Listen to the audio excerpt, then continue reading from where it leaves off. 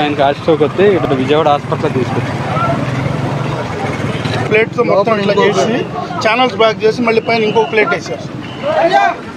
ఎక్కడన్నా ట్రెంచెస్ ఉంటేనే సార్ వాళ్ళు అక్కడి నుంచి వస్తున్నారు. ఇప్పుడు ఎట్లా చేయాలని ఇంతటి ఫ్లో ఉంది సార్ ఇక్కడ.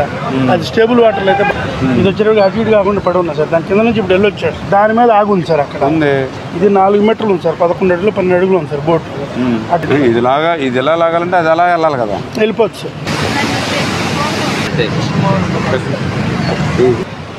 ఇప్పుడు అది కట్ చేసాక తర్వాత దీన్ని మళ్ళీ కట్ చేయాలా?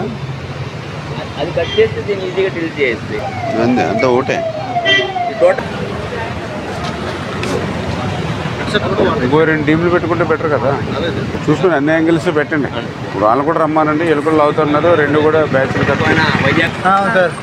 మంచిగా పని చేశారు. జాగ్రత్త పనా జాగ్రత్త బాగా పని చేశారు. ఓకే అమ్మా.